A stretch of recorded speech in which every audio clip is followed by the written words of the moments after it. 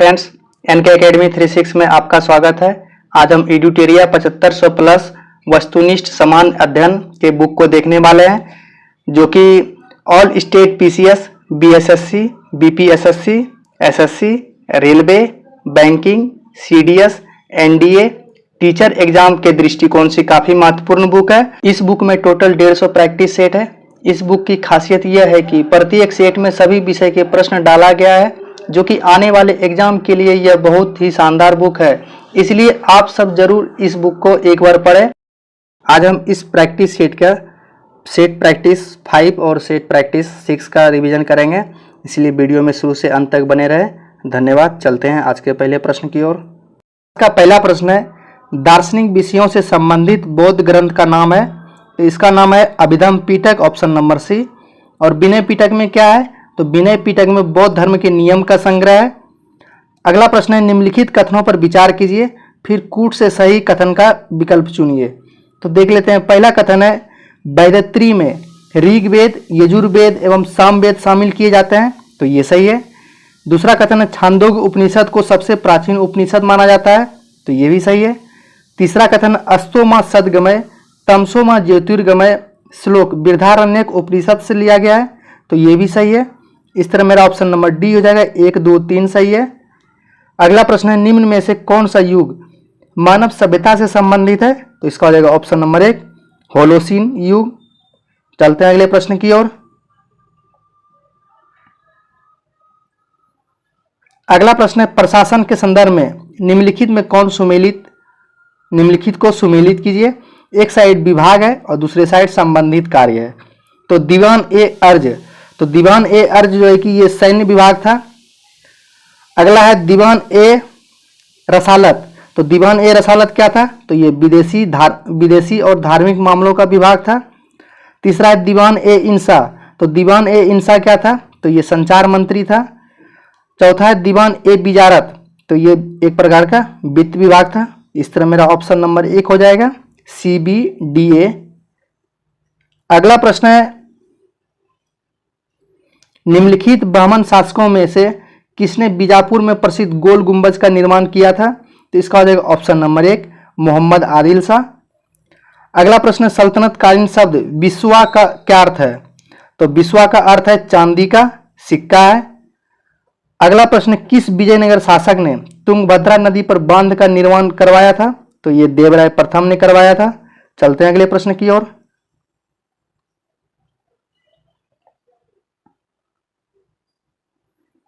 अगला प्रश्न है, भारत का पहला शासक जिसने सर्वप्रथम उर्दू को अपने राज्य की राजभाषा घोषित किया था?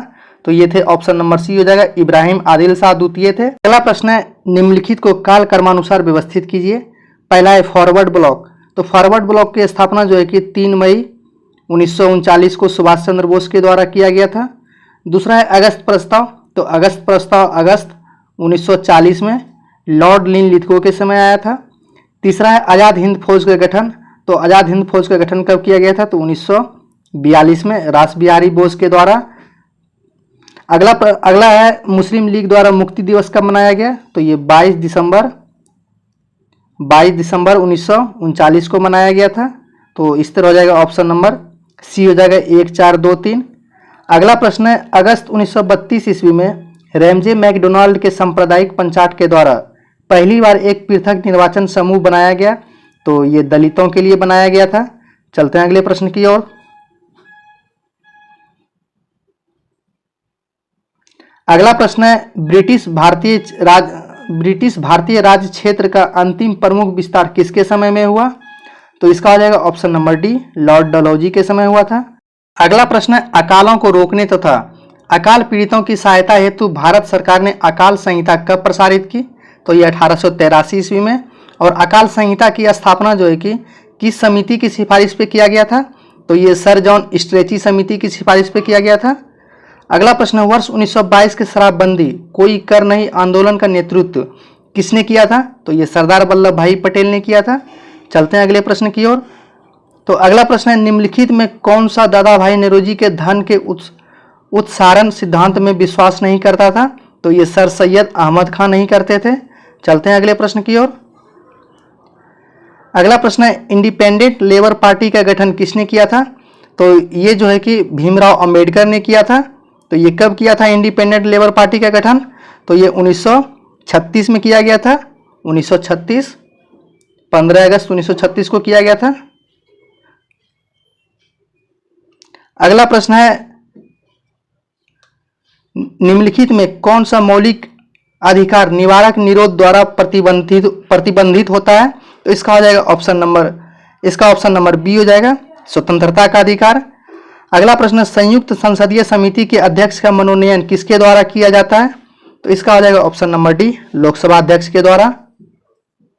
अगला प्रश्न है किस संविधान संशोधन द्वारा राष्ट्रपति शासन को 3 वर्ष तक बढ़ाने की व्यवस्था की गई? तो इसका हो जाएगा ऑप्शन नंबर सी हो जाएगा, 59वां संविधान संशोधन। अगला प्रश्न शून्य आधारित बजट व्यवस्था किस पर आधारित है? तो इसका हो जाएगा ऑप्शन नंबर डी, गत वर्ष के कार्यक्रमों को बिना कोई संदर्भ ग्रहण किए कार्यक्रमों के निर्माण पर। अगला प्रश्न है मौलिक अधिकार किसकी रक्षा की गारंटी देते हैं? तो इसका हो जाएगा ऑप्शन नंबर बी, नागरिकों के स्वच्छंद शासन से। अगला प्रश्न है निम्नलिखित युग्मों में कौन सा युग्म अनुच्छेद प्रावधान सही सुमेलित नहीं है? तो देख लेते हैं। पहला ऑप्शन है अनुच्छेद 124। तो अनुच्छेद 124 में उच्चतम न्यायालय का अभिलेख न्यायालय होना, तो ये उच्चतम न्यायालय का अभिलेख न्यायालय होना अनुच्छेद 129 के तहत है, तो ये गलत हो जाएगा। और अनुच्छेद 124 में क्या है? तो भारत में एक उच्चतम न्यायालय होना। अगला है अनुच्छेद 132। अनुच्छेद 132 में उच्चतम न्यायालय की अपीलीय अधिकारिता, तो ये सही है। तीसरा है अनुच्छेद 143। तो अनुच्छेद 143 में उच्चतम न्यायालय की परामर्श समिति, तो ये भी सही है। चौथा है अनुच्छेद 136। तो उच्चतम न्यायालय के द्वारा अपील के लिए विशेष इजाजत, ये भी सही है। इस तरह मेरा ऑप्शन नंबर ए हो जाएगा, ये गलत था। अगला प्रश्न है 30 डिग्री सी से 35 डिग्री उत्तर तथा दक्षिण अक्षांशों के मध्य में पूरे वर्ष में चलने वाली पवनें क्या कहलाती है? तो ये पछुआ हवाएं कहलाती है, ऑप्शन नंबर 1 हो जाएगा। अगला प्रश्न हिमालय की सबसे पूर्वी चोटी निम्नलिखित में से कौन सी है? तो ये नामचा बरवा है। और नामचा बरवा भारत में जो है कि किस हिमालय के अंतर्गत आते हैं? तो ये अरुणाचल प्रदेश हिमालय के अंतर्गत आते हैं, अरुणाचल प्रदेश।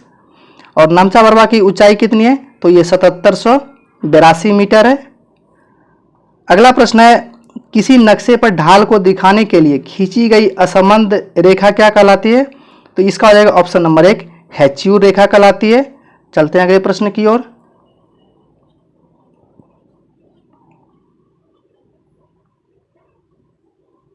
अगला प्रश्न है निम्नलिखित में किस महासागर का सर्वाधिक विस्तृत महाद्वीपीय ढाल क्षेत्र है? तो इसका हो जाएगा ऑप्शन नंबर डी, अटलांटिक महासागर। अगला प्रश्न है धारावाहक चालक का संबंध किससे होता है? इसका हो जाएगा ऑप्शन नंबर 1, चुंबकीय क्षेत्र से होता है। अगला प्रश्न है हिग्स बोसॉन की उपस्थिति की पुष्टि किसका औचित्य सिद्ध करेगी?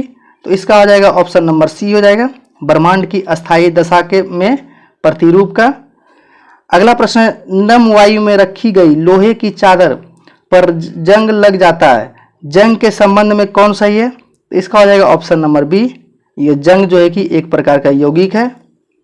अगला प्रश्न है हैबर प्रक्रिया द्वारा अमोनिया के उत्पादन में किस उत्प्रेरक का उपयोग किया जाता है?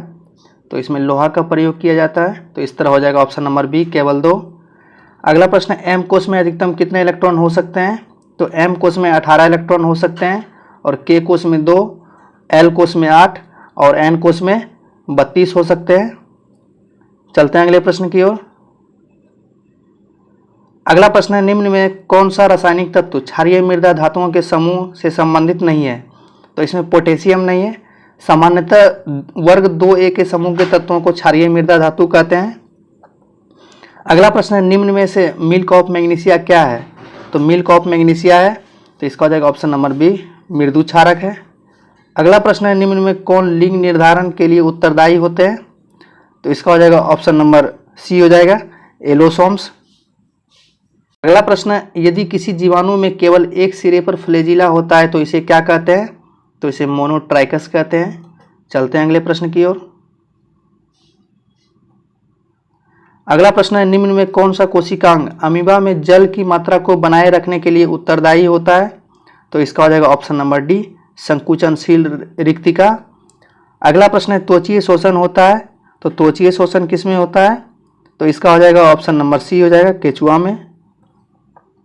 अगला प्रश्न है, मनुष्यों के पाचन तंत्र में उत्सर्जित अम्ल कौन सा होता है? तो ये हाइड्रोक्लोरिक अम्ल HCl होता है। अगला प्रश्न है, मानव मस्तिष्क का कौन सा भाग उल्टी वोमिटिंग की अनैच्छिक क्रिया को नियंत्रित करती है? तो इसका हो जाएगा ऑप्शन नंबर बी, पश्चिम मस्तिष्क या फिर मेडुला ऑब्लंगेटा। अगला प्रश्न है, टेरिडोफाइटा समूह के पौधे में निम्न में क्या नहीं पाया जाता है? तो इसमें जो है कि पुष्प नहीं पाया जाता है टेरिडोफाइटा समूह के पौधे में।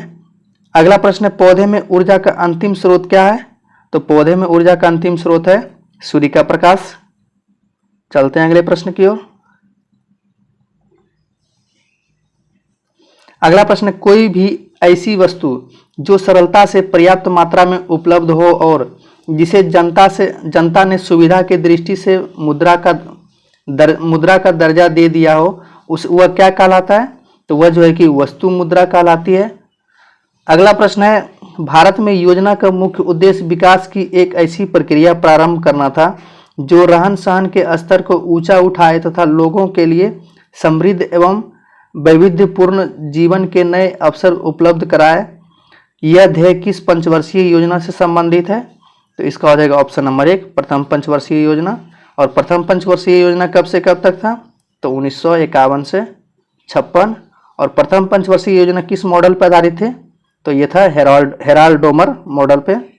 चलते हैं अगले प्रश्न की ओर। प्रश्न है, बिश्नोई आंदोलन का संबंध निम्न में से किससे है?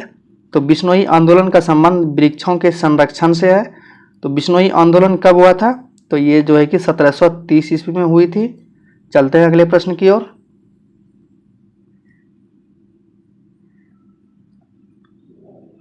अगला प्रश्न है, निम्न में से कौन सा एक सर्वाधिक भंगुर पारिस्थितिकी तंत्र है जो वैश्विक तापन द्वारा सबसे पहले प्रभावित होगा? तो इसका हो जाएगा ऑप्शन नंबर डी, आर्कटिक एवं ग्रीनलैंड हिम चादर। अगला प्रश्न है, गुट निरपेक्ष आंदोलन का प्रथम शिखर सम्मेलन कब हुआ? तो ये 1961 ईस्वी में हुआ था। तो ये कहाँ हुई थी? तो ये बेलग्रेड में हुई थी। अगला प्रश्न है, निम्नलिखित में कितने जोड़े सही सुमेलित है? तो देख लेते हैं इसमें। तो पहला है गद्दी जनजाति, ये हिमाचल प्रदेश की है, ये सही है। दूसरा है सिंगपो जनजाति, अरुणाचल प्रदेश, ये भी सही है। तीसरा है थारू जनजाति, उत्तर प्रदेश उत्तराखंड, ये भी सही है। चौथा है सहरिया जनजाति, राजस्थान, ये सभी सही है। इस तरह मेरा ऑप्शन हो जाएगा ऑप्शन नंबर डी, इनमें से सभी सही है। अगला प्रश्न, वर्ष 2024 को अंतर्राष्ट्रीय कैमिलेड उष्णगण वर्ष किसने घोषित किया? तो ये UN संयुक्त राष्ट्र ने घोषित किया। चलते हैं अगले प्रश्न की ओर। अगला प्रश्न, राष्ट्रीय हरित अधिकरण NGT का मुख्यालय कहाँ स्थित है? तो ये NGT का मुख्यालय नई दिल्ली में स्थित है। और NGT की स्थापना कब किया गया? तो ये 18 अक्टूबर 2010 को किया गया था। और वर्तमान में NGT के अध्यक्ष कौन है? तो वर्तमान में NGT के अध्यक्ष है प्रकाश श्रीवास्तव। चलते हैं अगले प्रश्न की ओर।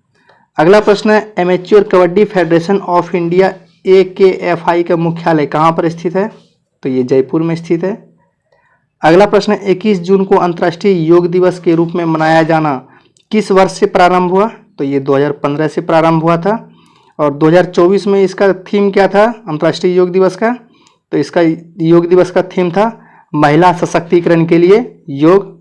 फ्रेंड्स, ये सेट 5 का डिस्कशन था और इसका आंसर यहाँ पे है, ये इसका आंसर रहा, आप लोग मिला लीजिएगा। चलते हैं सेट 6 की ओर। फ्रेंड्स, आप देख रहे हैं यूट्यूब चैनल NK Academy 36, जिसमें कि एडुटेरिया 7500 प्लस वस्तुनिष्ठ समान अध्ययन के सारे प्रैक्टिस सेट कराया जा रहा है, जिसमें टोटल 150 प्रैक्टिस सेट है। प्रत्येक वीडियो में 2 सेट का रिवीजन कराया जाएगा, इसलिए वीडियो में अंत तक बने रहें। अगर वीडियो आपके लिए हेल्पफुल लगे तो वीडियो को लाइक करें और चैनल पे नए हैं तो चैनल को अवश्य सब्सक्राइब कर लें। धन्यवाद। चलते हैं अगले प्रश्न की ओर। प्रैक्टिस सेट 6 में पहला प्रश्न है, निम्नलिखित ऐतिहासिक स्थलों पर विचार कीजिए। उपयुक्त स्थलों में से कौन सा भित्ति चित्रकला के लिए जाना जाता है? तो देख लेते हैं। इसमें हो जाएगा ऑप्शन नंबर बी, 1, 3, 4, 5। एक में है लेपाक्षी मंदिर, ये कहाँ पे है? तो ये आंध्र प्रदेश में है, आंध्र प्रदेश। तीसरा है अजंता गुफा। अजंता गुफा कहाँ है? तो ये महाराष्ट्र में है। बाघ गुफा कहाँ पे है? तो बाघ गुफा है एमपी में। एलोरा गुफा कहाँ है? तो ये महाराष्ट्र में है। इस तरह ये सभी जो है कि भित्ति चित्रकला के लिए जाने जाते हैं। और सांची स्तूप कहाँ पे है? ये एमपी में है, मध्य प्रदेश। अगला प्रश्न है आर्य मंजूश्री मूल कल्प निम्नलिखित में किससे संबंधित है? तो इसका हो जाएगा ऑप्शन नंबर 1 महायान से संबंधित है। चलते हैं अगले प्रश्न की ओर। अगला प्रश्न शकों पर विजयोपरांत चंद्रगुप्त द्वितीय ने निम्नलिखित में किस धातु के सिक्के प्रचलित किए? तो इसका हो जाएगा ऑप्शन नंबर बी चांदी के धातु के प्रयोग किए थे। अगला प्रश्न सिकंदर लोदी के बारे में निम्नलिखित में कौन सा कथन सही नहीं है? तो देख लेते हैं। पहला कथन, सिकंदर लोदी ने भूमि माप के लिए एक पैमाना गज ए सिकंदरी की शुरुआत की, ये बिल्कुल सही है। दूसरा, सिकंदर लोदी दिल्ली सल्तनत का अंतिम सुल्तान था, तो यही गलत हो जाएगा। सिकंदर लोदी दिल्ली सल्तनत का नहीं, ये जो है कि लोदी वंश का द्वितीय सुल्तान था। अगला प्रश्न है सिकंदर शाह लोदी गुजरात के महमूद बेगड़ा और राणा संघा ने के समकालीन थे, तो ये सही है। चौथा है उसने मुस्लिम महिलाओं को साधु संतों की कब्रों पर जाने पर प्रतिबंध लगा दिया, तो ये भी सही है। इस तरह मेरा ऑप्शन नंबर हो जाएगा, इसमें केवल 2 सही है। अगला प्रश्न है विजयनगर साम्राज्य के प्रांतों को क्या कहा जाता था? तो मंडल कहा जाता था। अगला प्रश्न है दिल्ली का वह सुल्तान जिसने अपने संस्मरण मेमोइर लिखे, तो ये फिरोज शाह तुगलक ने लिखे थे। और ये क्या लिखे थे? तो ये जो है कि फतवात फिरोज शाही लिखे थे। अगला प्रश्न है राजा शशांक जिसके खिलाफ हर्षवर्धन ने युद्ध की घोषणा की, वह किस साम्राज्य का शासक था? तो यह जो है कि गौड़ साम्राज्य का शासक था। चलते हैं अगले प्रश्न की ओर। अगला प्रश्न है निम्न में से किसने लिच्छवी राजवंश की राजकुमारी से विवाह किया था? इसका हो जाएगा ऑप्शन नंबर डी चंद्रगुप्त। अगला प्रश्न नदी डेल्टा के संदर्भ में निम्नलिखित में कौन सा कथन सही नहीं है? तो गलत को खोजना है, देख लेते हैं। पहला कथन है एक डेल्टा का निर्माण तब होता है जब एक नदी धीमी गति से बहने वाली जल निकाय जैसे समुद्र या झील से मिलती है, तो ये सही है। दूसरा कथन है नील नदी का डेल्टा विश्व का सबसे बड़ा डेल्टा है, तो ये गलत हो जाएगा। गंगा और ब्रह्मपुत्र नदी की डेल्टा विश्व की सबसे बड़ी डेल्टा है, तो इस तरह हो जाएगा ऑप्शन नंबर सी, केवल 2 गलत है। चलते हैं अगले प्रश्न की ओर। अगला प्रश्न चटगांव शस्त्रागार पर हमले के दौरान कौन क्रांतिकारी महिला की मृत्यु हो गई थी? इसका हो जाएगा ऑप्शन नंबर 1 प्रीतिलता वाडेदार की मृत्यु हो गई थी। और चटगांव शस्त्रागार पर हमले कब हुआ था? तो इस पर हमले जो है कि 22 अप्रैल 1930 को हुई थी, 1930। अगला प्रश्न है स्वतंत्रता आंदोलन के क्रांतिकारी आतंकवादियों का हमला महत्वपूर्ण साहसिक कार्य वर्रा डकैती का स्थान कहाँ था? तो इसका हो जाएगा ऑप्शन नंबर सी हो जाएगा पूर्वी बंगाल। एक बार फिर से देख लेते हैं। स्वतंत्रता आंदोलन के क्रांतिकारी आतंकवादियों का पहला महत्वपूर्ण साहसिक कार्य वर्रा डकैती का स्थान कहाँ था? तो ये पूर्वी बंगाल था। अगला प्रश्न है 1765 ईस्वी में दीवानी प्रदान किए जाने के बाद ब्रिटिश सबसे पहले किस पर्वतीय जनजाति के संपर्क में आए थे? तो ये खासी जनजाति के संपर्क में आए थे। और खासी जनजाति जो है कि कहाँ निवास करती है? तो मेघालय के पूर्वी भाग में। अगला प्रश्न है निम्नलिखित में से किस एक ने युद्ध के समय भारत की रक्षा के कानून के प्रावधानों को, जिसे वर्ष 1915 में पंजाब में गदर के विरुद्ध प्रयोग किया गया था, शांति के समय भी जारी रखना चाहा था? तो ये कौन थे? तो ये लॉर्ड हार्डिंग द्वितीय के समय हुआ था।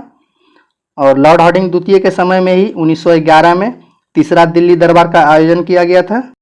अगला प्रश्न है महात्मा गांधी द्वारा 1940 में प्रारंभ किए गए व्यक्तिगत सत्याग्रह के तीसरे सत्याग्रही कौन थे? तो ये तीसरे सत्याग्रही ब्रह्मदत्त थे। और प्रथम सत्याग्रही कौन थे? तो ये प्रथम सत्याग्रही विनोबा भावे थे। और दूसरे सत्याग्रही जवाहरलाल नेहरू थे।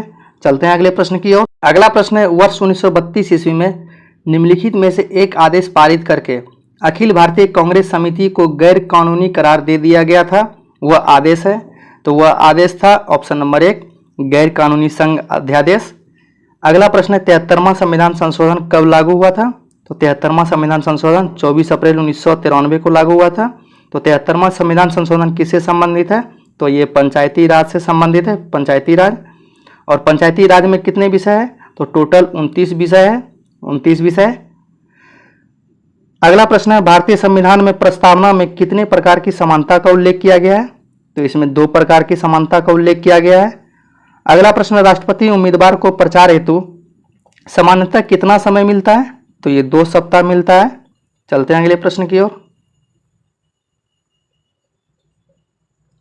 अगला प्रश्न, किस अनुच्छेद में शहरी स्थानीय निकायों से संबंधित 18 कार्यों की सूची दी गई है? तो ये अनुच्छेद 243 के डब्ल्यू, ऑप्शन नंबर 1। अगला प्रश्न, भारत में संपत्ति के अधिकार की क्या स्थिति है? तो इसका हो जाएगा ऑप्शन नंबर 2 हो जाएगा। एक, यह विधिक अधिकार है जो किसी भी व्यक्ति को प्राप्त है। अगला प्रश्न है, निम्नलिखित में से कौन सी 1919 के भारत सरकार अधिनियम की विशेषता नहीं है? तो इसमें देख लेते हैं। इसमें ऑप्शन नंबर डी जो है कि सिखों को सांप्रदायिक प्रतिनिधित्व दिया गया है, ये 1919 भारत सरकार अधिनियम के अंतर्गत नहीं है। तो कौन कौन से विशेषता? तो केंद्र में द्विसदनीय विधानमंडल, विधानसभा में निर्वाचित बहुमत होना, और तीसरा है विधान परिषद को बजट पर संकल्प पारित करने का अधिकार दिया गया। तो ये भारत सरकार अधिनियम 1919 की विशेषता है। चलते हैं अगले प्रश्न की ओर। अगला प्रश्न है, निम्नलिखित में से डैश एक कायांतरित शैल नहीं है? तो इसमें हो जाएगा ऑप्शन नंबर 1 हो जाएगा सैंडस्टोन, ये जो है कि कायांतरित नहीं है, ये रूपांतरित चट्टान है। तो कायांतरित कौन कौन से हैं? तो ये स्लेट, क्वार्टजाइट, संगमरमर, ये सभी कायांतरित शैल है। अगला प्रश्न है, रायमोना राष्ट्रीय उद्यान भारत के किस राज्य में स्थित है? तो रायमोना राष्ट्रीय उद्यान ये असम में स्थित है। अगला प्रश्न है, पृथ्वी के चुंबकत्व के लिए डैश उत्तरदायी है? तो इसका हो जाएगा ऑप्शन नंबर बी हो जाएगा बाह्यकोर उत्तरदायी है। अगला प्रश्न है, निम्नलिखित पर विचार कीजिए, उपयुक्त बांधों में से कौन कृष्णा नदी पर स्थित है? तो कृष्णा नदी पर है नागार्जुन सागर बांध और अलमाटी बांध, ये दोनों जो है कि कृष्णा नदी पे है आंध्र प्रदेश में। और इडुक्की परियोजना जो है कि ये पेरियार नदी पे है केरल में। और अमरावती परियोजना ये अमरावती नदी पे है तमिलनाडु में है। चलते हैं अगले प्रश्न की ओर।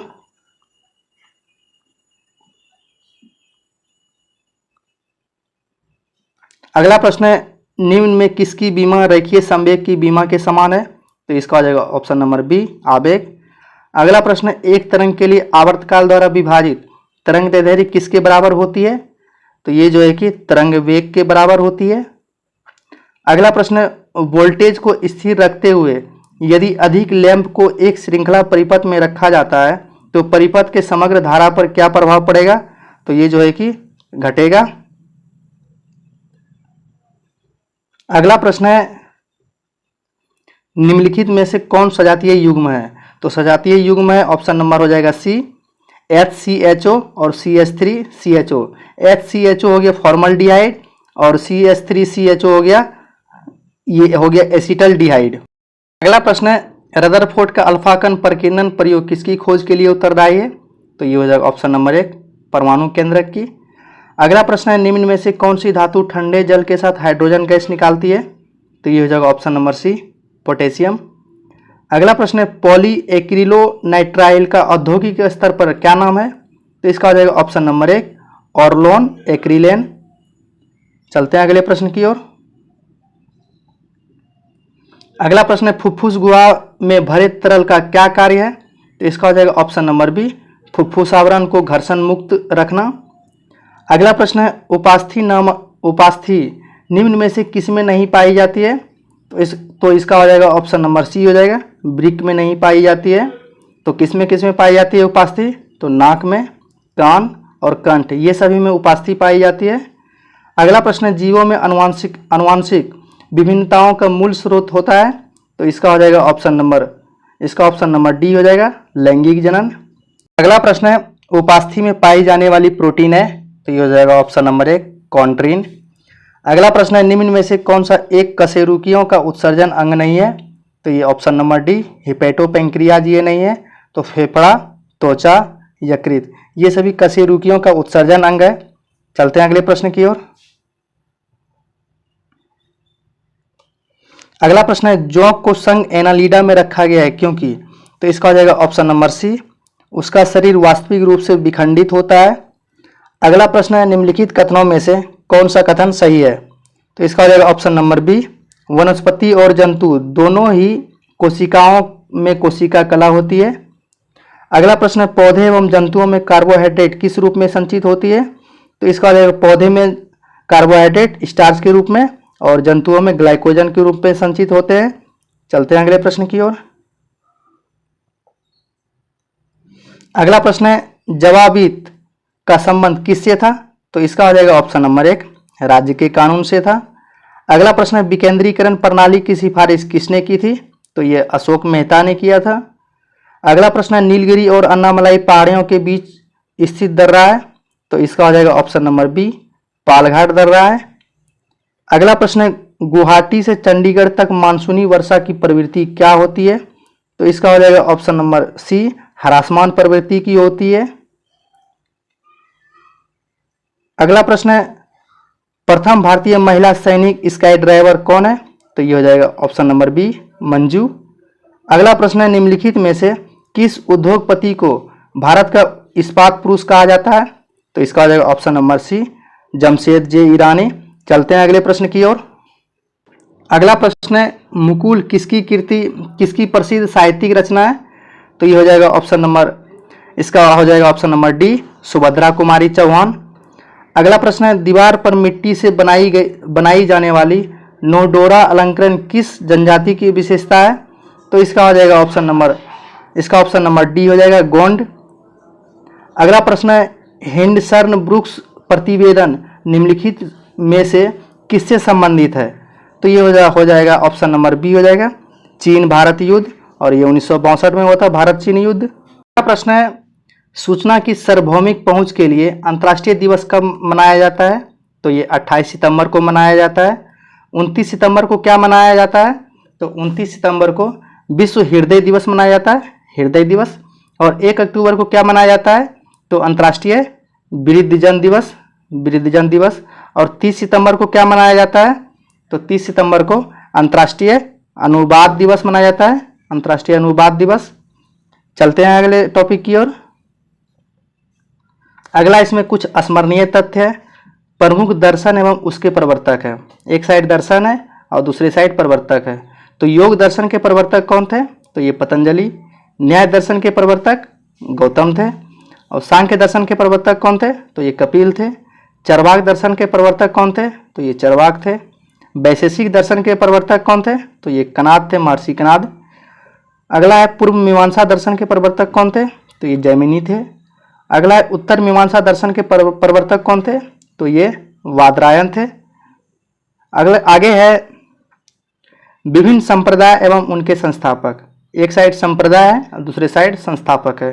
तो आजीवक संप्रदाय के संस्थापक कौन थे? तो ये मखलीपुत्र गौसाल थे। अगला है अनिश्चयवादी के संस्थापक कौन थे? तो संजय वैठल पुत्र थे। अगला है भौतिकवादी संप्रदाय के संस्थापक कौन थे? तो ये पकुद कच्चायन थे। अगला है अक्रियवादी संप्रदाय के संस्थापक कौन थे? तो ये पूरन कश्यप थे। थैंक यू फ्रेंड्स, अंत तक बने रहने के लिए। आज हम सेट 5 और सेट 6 का रिवीजन किए हैं, तो इसमें इसका आंसर है, आप लोग मिला लीजिएगा। थैंक यू फ्रेंड्स, अंत तक बने रहने के लिए।